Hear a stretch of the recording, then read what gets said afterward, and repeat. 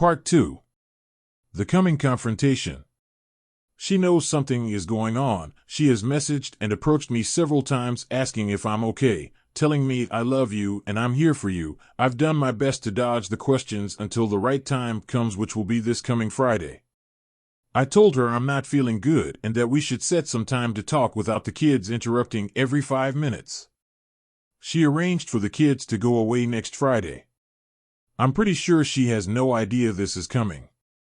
I think she believes I'm either sick with something serious or confessing to something bad thing. I'm not sure whether she knows that the kids are mine, judging from the amount of effort and planning that took place between us back then, but then again, why was she so adamant about the Ancestry.com test? Maybe she was hiding something. Hell, the other man could have told her he had a vasectomy for all I know. She might also have been unaware that sperm can live up to 5 days inside the female body, so since she was tracking, she might have thought it was safe since she wasn't ovulating, but then as the next egg was released it was already under siege by the other man's swimmers. With all this in mind, I'm dreading this first talk will turn into a disaster. I can already see her crying and screaming, "No, no, no, no, that can't be true," sobbing, crying, screaming, and shutting down in shock.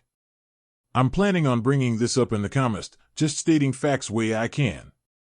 Her face during the first few seconds will tell me if that 1 in a trillion odd this is wrong has a chance. There's also the odd chance that she chooses to cooperate and starts answering questions. How could I prepare for those punches? They say trickle truth and telling you what they feel you should hear are bad and prolong the grief process, and I'm sure that's true. However, learning stuff one piece at a time may give you just enough time to partially process your emotions to the point where you are no longer shaken to the bone by each new revelation. I don't know, I'm probably talking stupid here. So, I ask for your wisdom and advice on how to handle this most constructively. What happens after that? Should I go? Should she go? What happens the next day? What about our daily life and obligations and commitments? How do you cope? What do you do after you drop the bomb? Do you stay silent and wait for them to start talking? Should I tell her what I feel? Would that be productive or counterproductive at this stage? Calling it off right now or waiting it out? I'm pretty confused right now.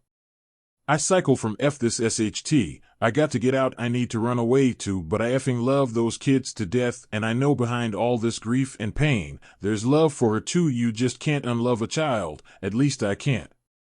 I want to minimize the damage to the kids, to protect them as much as possible from the coming fallout. They are innocent victims here too. I know it's common wisdom to kick out the WS in case you are calling it off, but I just can't picture myself disturbing that much the lives of my kids. Typing my kids causes me heartache, but that's how I think of them, yet I don't want to live in a dumpster with a daily 2-hour commute while I figure myself out and my next steps. I mean, grieving in a S-hole for months doesn't sound very appealing or healthy for the mind. From a legal POV, there's nothing much to do either.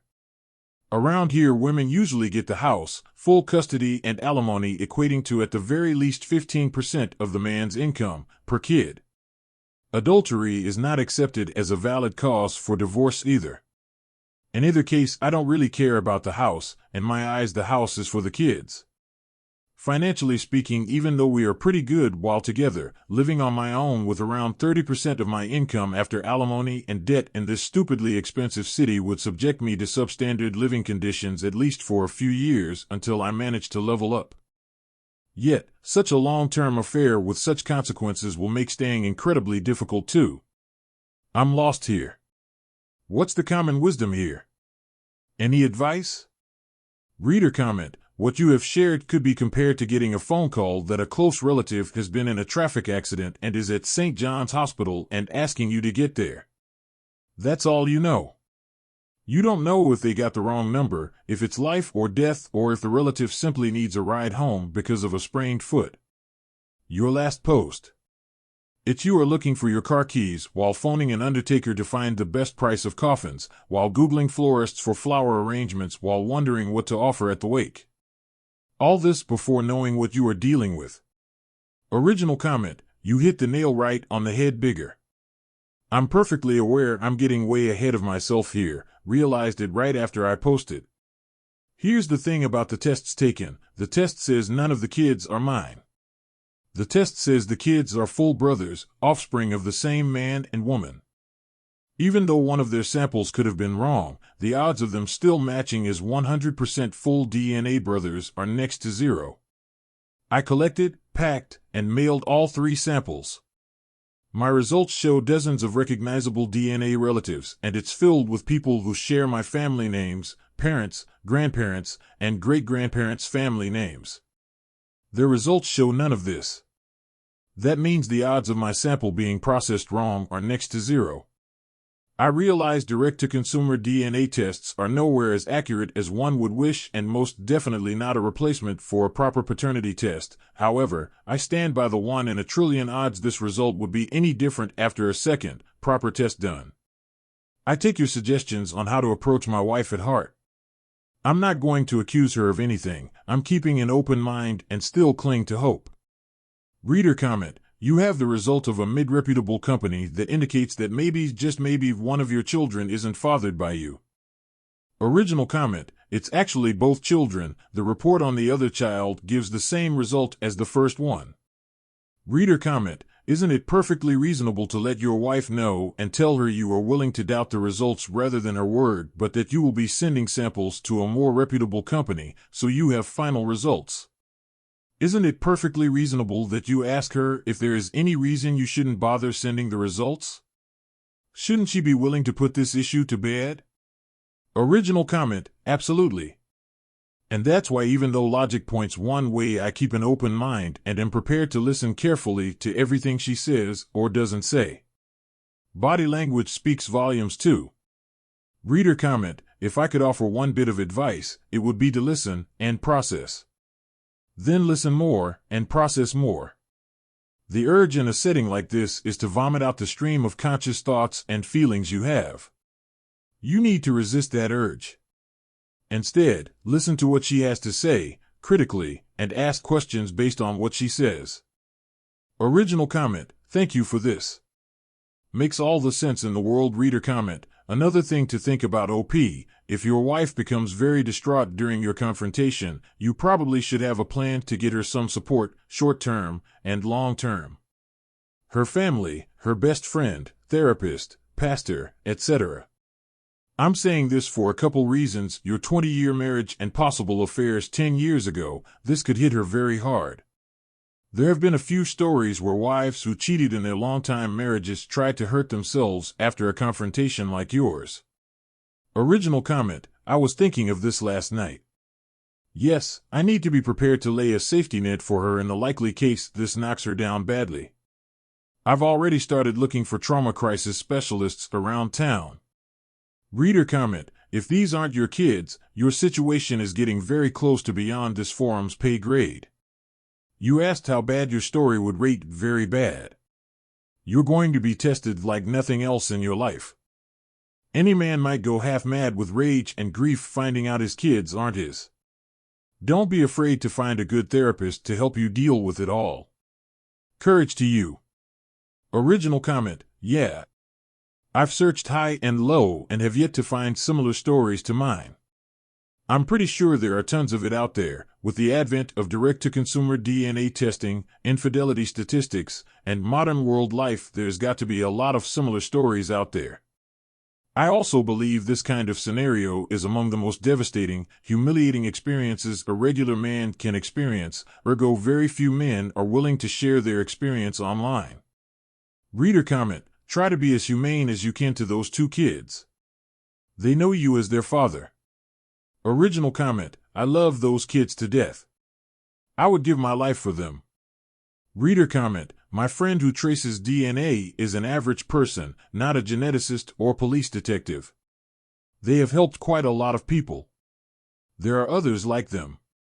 So many people have taken these tests, it's very likely the other man has a close relative who has taken a test. Could be an uncle, cousin. If he is married with kids, the DNA will trace back to her relative's side.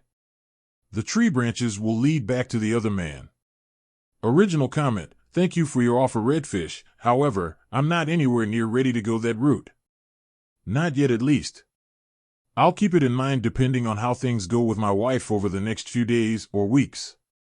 Reader comment: you have stated in your post you suffer from some mental health issues. That is one more reason to get real tests, even if the evidence is as bad as it looks. If you find this situation devolves to the worst case scenario, and it could, are you going to be okay? Do you have any family or friends you can depend on? Do you have a plan for your mental health? Original comment: yes, I have dealt with anxiety, panic, and depression before. I'm very well versed in those topics. I'm a problem solver by nature, and whenever I find myself in a situation that's above me, reading, learning, and researching have been my go-to approach. I can easily recognize the early stages of depression, anxiety, and panic. It can't take me by surprise, and for years I have been at peace with the idea to have myself committed to a walk-in clinic if the situation so calls for it. My psychiatrist back then told me traditional therapy would never work with me, that unorthodox approaches were necessary. In essence, something about my brain not being traditionally wired. I'm currently seeking trauma crisis grief specialist around town for me and my wife, hoping traditional methods work on me this time around. As for family and friends to depend on, no, I have no family I can rely on for something like this. My best friend lives 3,000 kilometers away and has always been a you can't trust women kind of guy all his life. He's never been married, no kids, so I'm not sure his input would be beneficial to me. That being said, I was thinking that in the event the talks with my wife turn ugly, I could ask for 1 or 2 weeks off at work and take a road trip by myself, maybe even visiting the aforementioned friend. Reader comment: but I'm going to suggest you be kind and soft-spoken as possible. These places that use DNA tests are run by human beings, so when I say I still hope there's a tiny amount of maybe to give your wife the benefit of the doubt might make you able to breathe. Original comment: I'm keeping an open mind and even willing to hear fantasy scenarios worthy of a Korean soap opera like my wife realizing at some point I am most likely infertile and going the donor route without telling me in order to protect my feelings. Reader comment: any recognizable names from the kids' side? You might have to FB their surnames or white pages search to find relatives who you do recognize. You want to be ahead of your wife's answers in case she lies. Original comment: yes and no. The names are far too generic and common. Think of Smith, Johnson, Miller in the States. Mine are far less common. Like I said in a previous post, 99% it's one of my 2 candidates, I know their full names. I have been able to trace one on FB and got a phone number. The other is a ghost, have found 0 traces of him online, but found a group picture with him on our pics archives. Reader comment: and the one with the most impact on the children's lives is going outside of your marriage to tell. It means that the other man might demand he have access to his children. They are your children legally because your name is on the birth certificate, but as the biological father, how much can he do to your family? Original comment: this is what terrifies me the most. I am sure she is convinced the kids are mine and I have little to no control over what she does and who she gets involved after the revelation. From my end, I will never share with my family that I know I'm not the bio father. The risk for the kids outweighs by 1,000,000 tons any possible benefit. I would never use this information in any court proceedings in case this ends in D. Reader comment: it sounds like you have a wife who does love you now. She has probably done an awful thing in her past that may be a deal breaker for you. Just take your time and work through how you feel and what you need. Original comment: the mind-boggling thing is, I have searched high and low within myself, my memories, archives, everything, and here's the thing, our relationship has always been the same. I know she has been affair-free for at the very least 2 years. Was our relationship different 4, 5, 6, 8 years ago? No. She has always been all those good things I wrote about her in my earlier posts.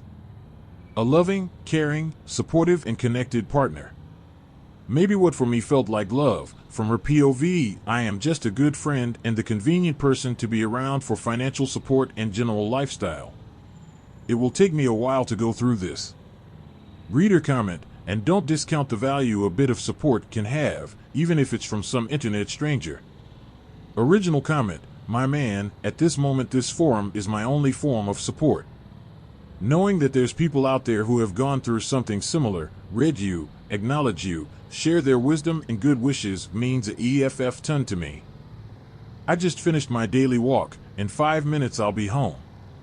I'm nervous, but calm. She's visibly altered, saw it in her face when she was going out to drop the kids at their grandma's place. Let's see how this goes. I am likely to update until Sunday. If you are religious, send some prayers my way. Didn't think I would be back here so soon. Typing this while still fresh so I don't wake up tomorrow with half of it erased from my HDD. I'm upset. Things went far worse than I thought it would.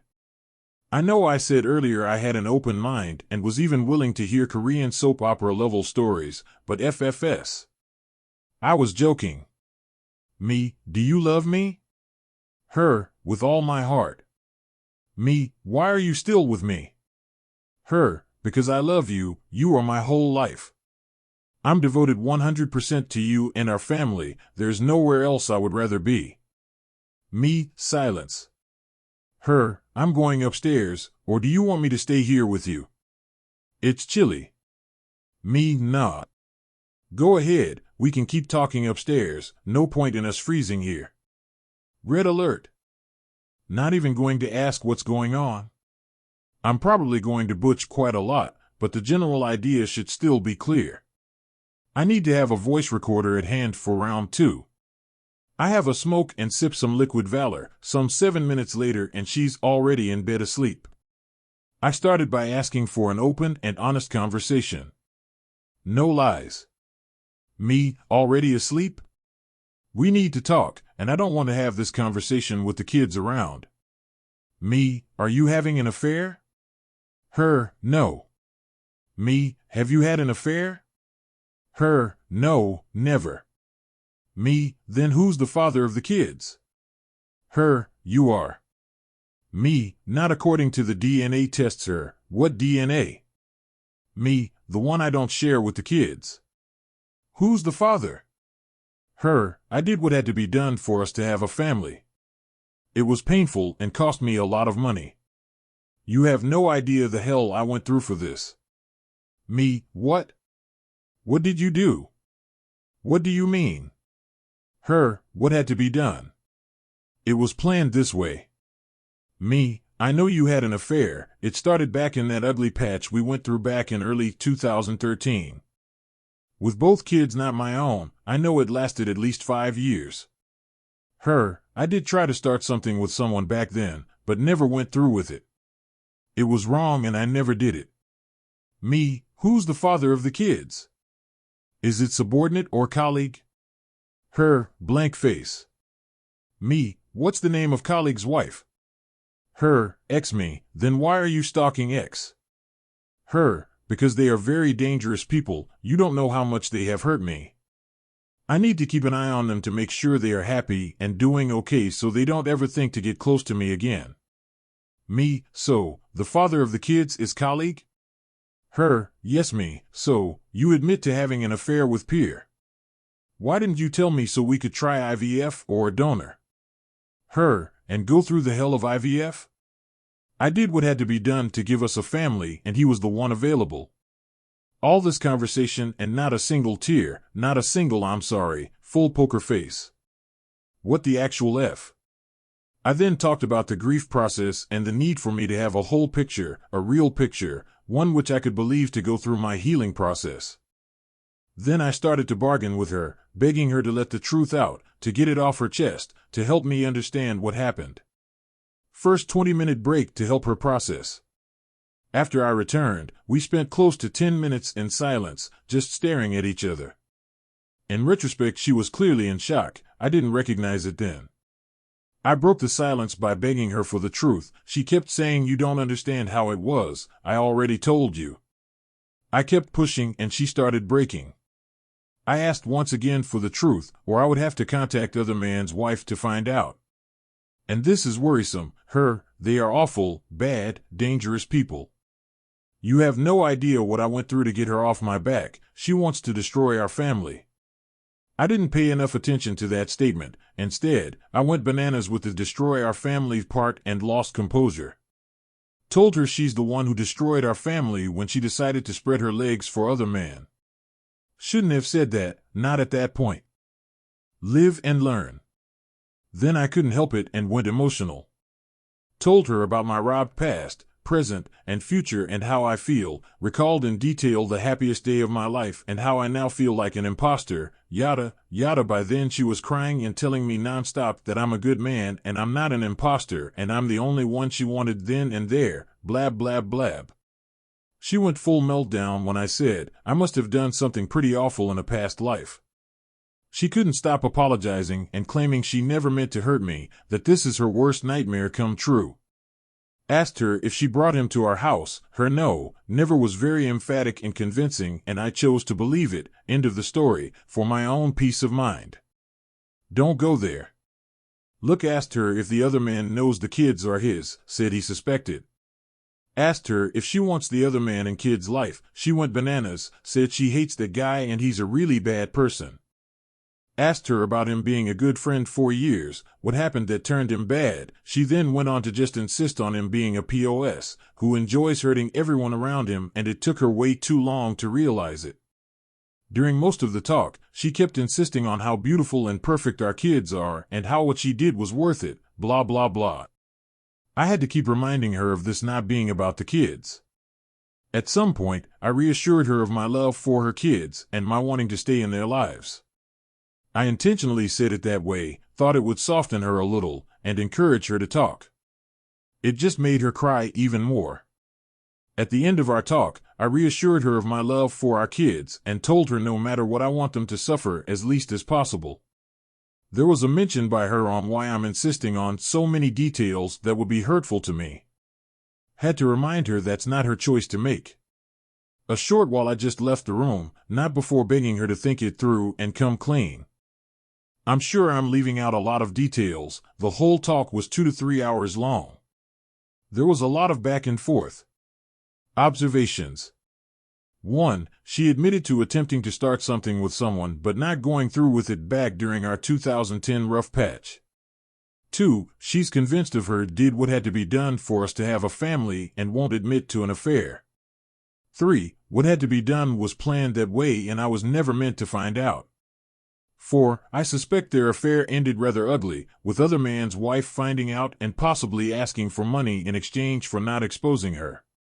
There might be pictures and videos of them together and the other man might have facilitated those to his wife, ergo that they are awful people. She wants to destroy our family. It cost me a lot of money. I truly expected this to go way different. I mean, I wasn't expecting to get the whole truth in one go, was hoping it would take me a couple of days, a week tops. Now I'm not even sure I'll ever get the whole picture. My wife is damaged, very damaged, and needs urgent psychological help. I'm getting her an appointment ASAP. As I said, the thread is already long, and I am well aware my pontifications are particularly long and most certainly don't expect anyone to keep track of everything that was said before. There have been some observations, doubts, questions, and general concerns, which will hopefully be covered in this summary. On infertility, after 1 or 2 months of trying, we went to her OBGYN to make sure everything was okay. Made sense since at the time I was 34 and she was 35, almost 36. The OBGYN has been her doc since she was a teenager, so the relationship with him was strong and he had a complete file on her. He did an echo right there and said he saw no problems on her side. He sent me for a spermogram, the test where they see the count, morphology, viability, and a bunch of other things. Went back to him to go over my results. I was there when he said, "You will never get pregnant with these results." Referred me to a urologist specializing in fertility issues. The urologist wasn't as fatalist as the OB. He said pregnancy with those numbers was very hard but could happen at any time. Life always finds a way. He ordered a few more tests and Ball's echo. Reviewing the results, there was no evident cause. His treatment plan was to wear loose underwear, quit smoking, limit the number of hours spent seating, work out a little, lose some weight, vitamins, minerals, and a couple of meds. I don't remember if he said, you should see results in 3 to 4 months or you should see improvements in 3 to 4 months. He explained the spermatogenesis cycle and everything and sent me on my merry way. Of course, I never went back because 4 to 5 months later wifey was preggo. The treatment worked, right? Right? Roll eyes. Planned SX for the purpose of procreation after those doctor visits. We got the whole kit, and I mean, the whole KIT.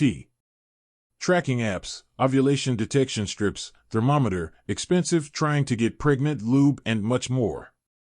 At certain points during the month, it was like doing it in a lab and it worked, right? Sigh. On where I hang my cape and legal outlook, I have been living in Europe now for the past 25 years. Down here the state seeks the superior interest of the child in any divorce proceedings.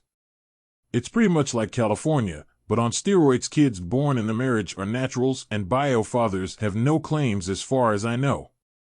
I have a meeting with an attorney later this week. On surveillance, to be honest, at this moment I see no point. That being said, I got access to her iCloud account where I can see photos, call logs, and contacts. On her Gmail account, I can see search history and geolocation history. On her FB, chat logs. I don't have access to WhatsApp though. On my particular interest in getting help for her first yup. At this moment she is the #1 priority when it comes to getting IC. I will get her the best care I can afford because of 2 simple reasons. 1, no matter how much I love those kids or how much they love me. A child needs a mother, preferably a well-rounded, grounded, healthy mother. 2, for my selfish interest, by getting her the best care I can, I also hope that at some point she can come to terms with what she has done and maybe, just maybe, will be willing to give me my much-needed whole picture so I can chew on it, swallow, digest, and eventually archive it and move forward to a happier life. As time progresses, I keep feeling calm, but she is getting worse by the day. As someone accurately described it some 3 pages ago, now she realizes she not only destroyed my world but hers and the kids too. I don't see her looking for forgiveness. She's way too damaged, sees no way to fix this, and is in a very deep conflict with herself. Can't even look me in the eye. She just keeps her head down and spends most of the time crying when the kids are not around. On concerns about my own well-being and need for counseling, I know, trust me. I know. Unlike my wife, I'm calm, extremely resilient, and know where I'm standing. At the moment, I'm very okay. A psychiatrist once said I'm not normal, that I process things differently. One side of my brain is stupidly more developed than the other one. Think of it like a dude with Hulk Hogan's arm on one side and Skinny Pete's arm on the other one. I'll be getting help soon. I'm well aware that at some point the right side will try to take over and I will have a safety net by then. I said in an earlier post that at some point in my life I dealt with anxiety, panic, and depression. I'm the poster child for Lexapro because my particular case was as 100% neurochemical imbalance related. My body just doesn't make enough serotonin, that's it. Meds like Lex usually take anywhere between 8 to 12 weeks to kick in. When I started it, I was a new man in less than 10 days. My body was just starving for serotonin. I do feel, however, some low-key anger.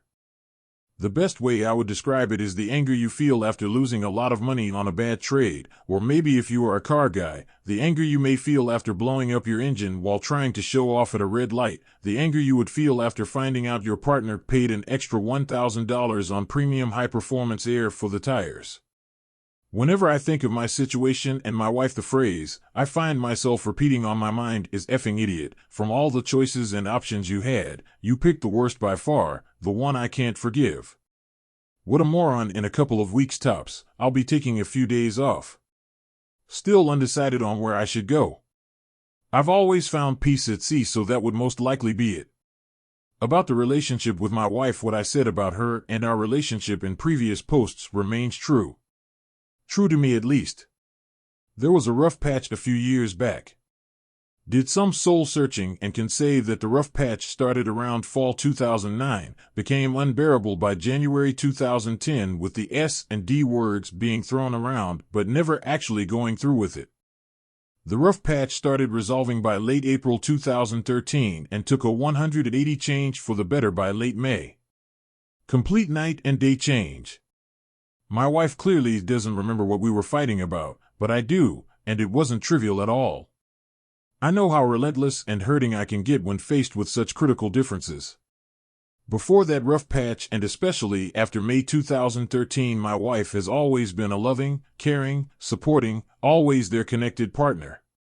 We did everything together, had fun, long talks, everything, and as far as I could tell, to me the relationship was perfect until this whole thing came out.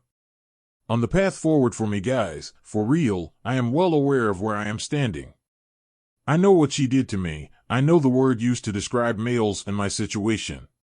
No need to try to convince me on her. I got no desire for R and am thousands of miles away from forgiveness or rug sweeping. Please, no need to keep rubbing it on my face.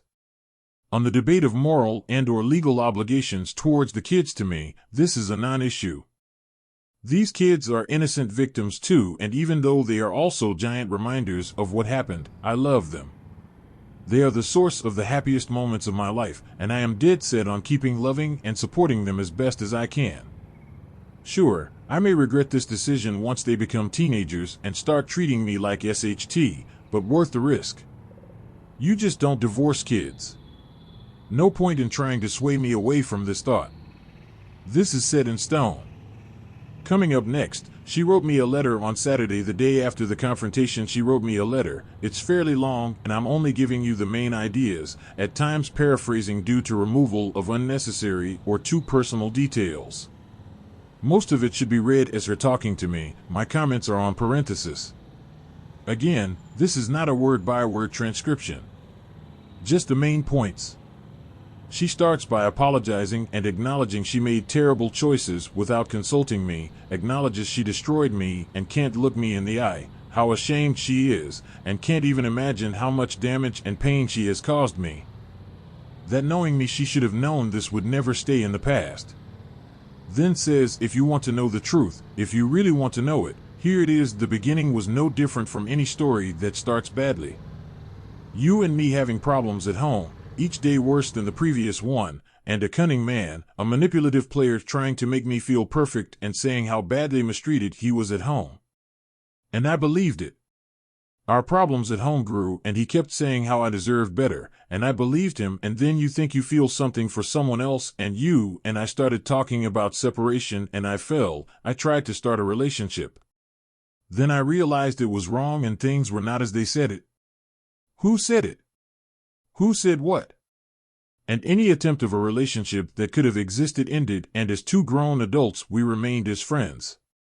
Some parts of this section are written in third person, clearly by someone not ready to own it, someone who can't reconcile her perceived values with her actions. After a while, I decided to make an effort and work things between us.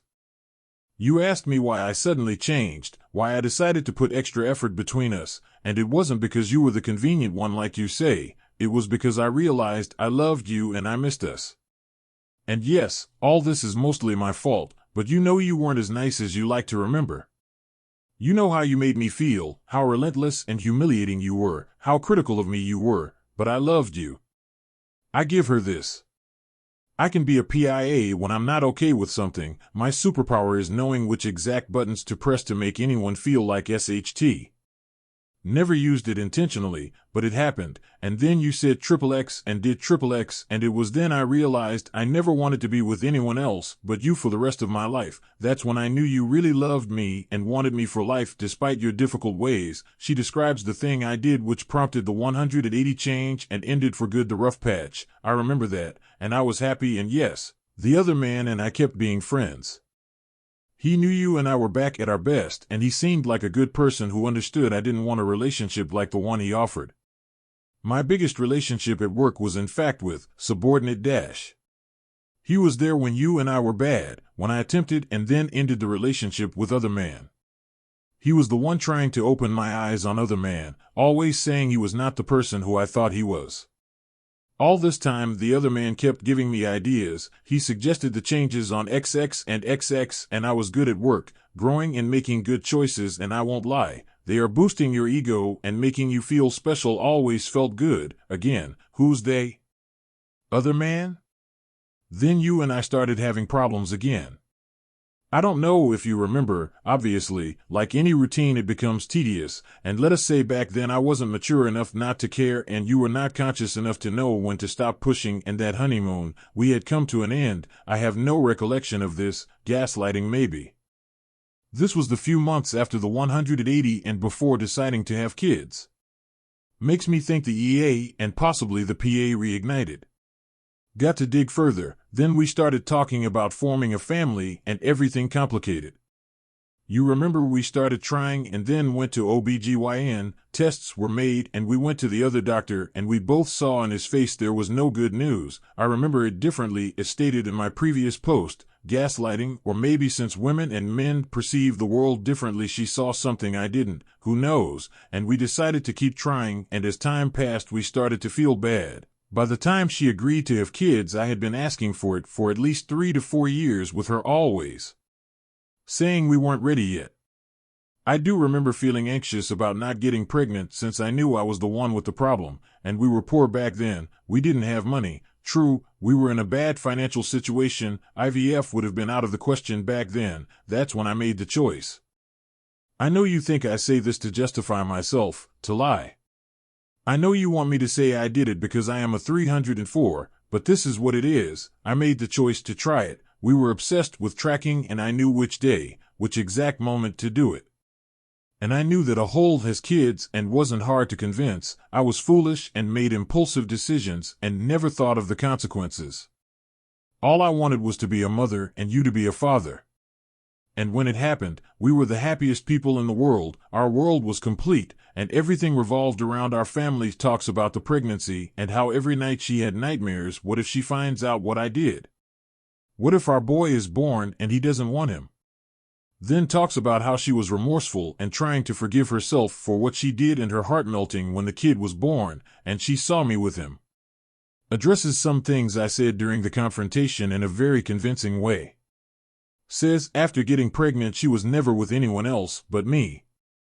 This last comment, along with the routine before trying to conceive, makes me think seasons 1 and 2 were the same and only, without any breaks. Gotta digs further. Then goes to talk about the other man always suspecting the kid was his but never asking, and then learning why. The other man was already effing half the office. Always had multiple things going on at the same time. Then you wanted a second kid. You kept saying we were getting older and kid 1 had no family around his age and how all the family he knew would be dead by the time he reached our age. And you know I didn't want it. You know I didn't want a second child. I was happy the way we were, but you kept insisting and I went into panic. What if you started questioning why we couldn't get pregnant this time? What if you went to get another test done? What if you started getting doubts? And I did the stupidest thing I could have ever done, but I cannot call it that way because that is my dear kid too, and I think that's why I spoil him so much and let him do everything he wants with me. I feel guilty. Guilty for never wanting him, guilty for all the sleepless, sad, crying nights I had hating him while I was pregnant, but I gave you what you wanted, a second son and a life buddy for kid 1 inch, and I knew by then the other man wasn't a good person but didn't want to complicate things further by getting someone else involved.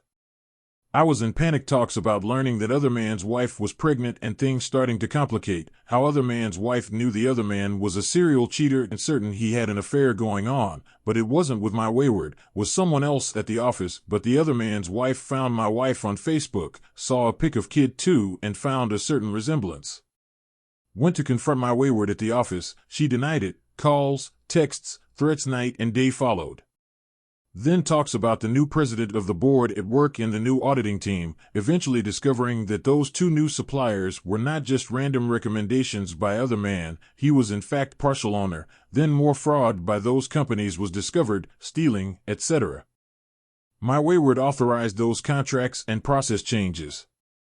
She claims that's when she understood why the other man was always near her, always a friend. She realized he used her and not just for SX. Mentioned subordinate as her only friend and support during that time. He knew what she had done. Eventually, the other man was fired and got sued. I verified this with an acquaintance. It's true, the new president started accusing Wayward of knowing and being involved in the fraud due to the rumors of her and the other man thanks to the OBS scandal at the office. Threats of including her in the lawsuit were made. The other man was calling her nonstop, asking Wayward to make them withdraw the lawsuit because they have a lot of history together. Claims she felt constantly threatened. Wayward's way out of that monkey show was to offer to repay what the other man had stolen. She signed away her severance package, took a huge loan, asked her mother for money, and finally got out of there. This last part kind of explains her original "they are bad people, they want to destroy our family, it cost me a lot of money, I suffered a lot for it, I remember her being in pretty bad shape when she finally got out of that job," mentioned it earlier. Kind of explains too why she wanted to delete all history regarding that place. Closes this section by saying she needs to keep an eye on them, to make sure they are okay and happy together, since they are the kind of people who wouldn't hesitate to come to our house if they ever felt the need for money or just to mess around with us. The second half of the letter is about apologizing in all shapes and forms. Shame, you deserve better, acknowledging she's going to hell and needing professional help, and especially about the kids. She begs over and over and over again to please don't kick the kids out of my life, to please keep supporting them but not financially, to please keep welcoming them in my house. She says I can keep everything, I can keep the house, the cars, the savings, the investments, everything. She will sign anything I want, whenever I want, but please don't kick the kids out of my heart. This is a fraction of the letter. It is 6 A4 pages long. As a shell, a skeleton, the letter is convincing. It touches all the right spots, matches my perceptions of how things were. Season 1 aligns perfectly with the rough patch, and even though I have doubts things really ended at Season 1, the fact is, knowing her behavior while having an active EA plus PA may support the idea things really ended there. Her general attitude and the relationship I felt at home matches the story. There are obviously missing parts, lies by omission, light attempts at gaslighting, and history rewriting, but like I said, as a general skeleton for what happened, I think it fits. At present, my main goal is to get a whole picture of what happened so I can process it and eventually archive it so I can move over. That's why I'm oversharing here, need input. I know males and females see the world, act, and think differently. What do you think of the story? I have read the letter over and over, dismantling it, analyzing it. Seems authentic enough to me, but what do I know? I'm just a chump. A wayward or wayward input would be highly appreciated too. I know they cannot post here, but if you are a wayward and have something to say, don't hesitate to PM.